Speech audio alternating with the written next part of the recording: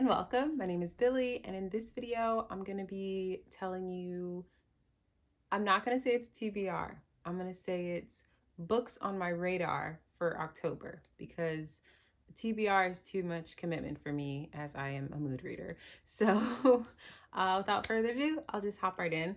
So, I typically read 4 to 7 books a month, but I've picked out 10 books so that I have options to pick from. But I will be prioritizing a few of them. So I'll share those with you first. First, two I've already kind of started. First one is Sister Carrie by Theodore Dreiser. I'm really enjoying it thus far.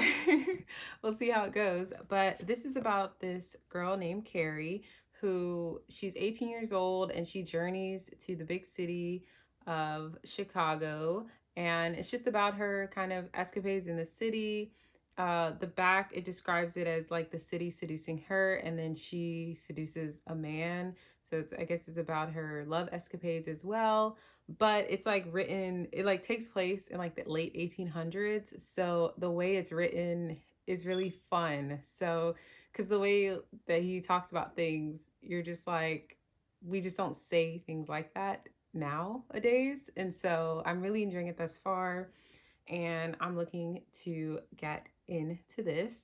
And then I'm also have started reading Shardik by Richard Adams. This is the same author of Watership Down and Tales from Watership Down, two books that I read last month. And I was really excited to read something else from him. This is also a fantasy, which is a genre I'm trying to get into. And in this, we follow Kelderic, and Kelderic is a hunter. And one day when he's out hunting, he's chased by a leopard. And while he's being chased by this leopard, he stumbles upon a bear, and the bear ends up like going after the leopard. But all this to say, like when he sees the bear, he's like, that's Lord Shardik. And apparently, in this world, Lord Shardik, I guess you could say, is kind of like an idol or like deity of these people, and they always believe that Lord Shardik will return. And so it's going to be like this quest of Kelderic to find and learn more about Shardik. I feel like I haven't seen or heard about a lot of fantasies that are kind of like tribal because they live in like huts and the forest, and so it's not necessarily like wizards and I don't know what other creatures you typically see in fantasies. But it's different in that way. I feel like the setting is a little bit different. And along with that, getting more into my fantasy game, I do have the first book in the Lord of the Rings series, The Fellowship of the Ring. I've been wanting to get to this for so long, so I really do want to prioritize reading this month. I read The Hobbit earlier this year and I really, really enjoyed it. I do feel like having like read a few pages and picked it up here and there before that this seems more serious than The Hobbit. Like The Hobbit, like the vibe of it feels more like playful and fun. And I think this will be entertaining, but I do think it's more serious. I'm also making a point to kind of balance out kind of my heavier reads that I tend to lean towards with lighter fun reads. Not saying those heavy reads aren't fun, but just lighter reads. And so I have The Book Charmer by Karen Hawkins. This is the first in a series, and it's basically the vibes I'm getting from it are like Hallmark movie and magic. So you basically have these 7 sisters and they live in Dove Pond, and each of them has like this special ability that they use to help their town. And in this one, we follow Sarah, and she has this ability where books like speak to her, and I think she can like pair the book, like the perfect book with a person, like pair a person with the book that they need to read at that point in time in their life or something like that. Yes, that's what it is. I just think this is going to be really cute and fun and light and not too serious. Also have a classic on my list for October, and that is The Phantom of the Opera. I have seen the movie musical before with Gerard Butler. This basically follows the opera ghost. He is disfigured and he kind of lurks in the shadows, but he's a musical genius, and he makes these beautiful compositions that he leaves for the opera to perform, and in return they leave money for him. But when the opera house comes under new ownership, these owners are like, we aren't paying this like opera ghost, we don't know who this person is. And so it's this coupled with the fact that he kind of develops an attraction for this new opera singer, Christine Daae, that kind of things like come to a head and the story transpires from there. I wonder if it's as similar to the musical. The movie is as similar to the book, if they'll be similar. And then I have Moon Women by Pamela Duncan. This is a kind of mother-daughter family story. So you have this family of women who are kind of forced into the same home, and with that they are kind of forced to face things that they have been running away from and not dealing with in their life. And so you have Ruth Ann, and Ruth Ann has a daughter. Her daughter's 19 and her daughter is pregnant. Her daughter has like gotten away from home as soon as she could, but now that she's pregnant, she needs help and she's back home.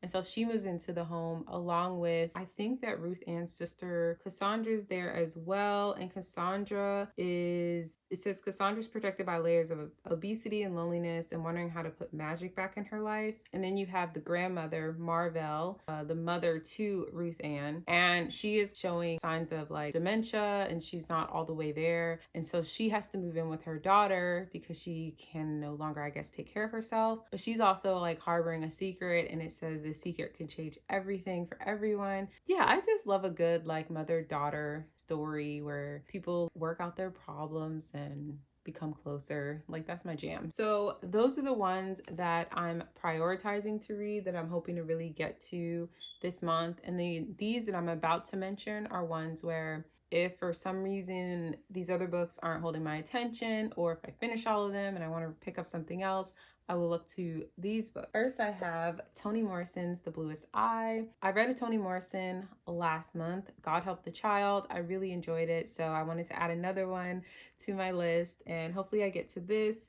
But from what I know, this follows a Black girl who wants to have blue eyes because she sees that as a standard of beauty, and so we're following her story. I think this is going to be good. I picked up this rather than Sula because I really liked how Toni Morrison explored the topic of colorism in God Help the Child.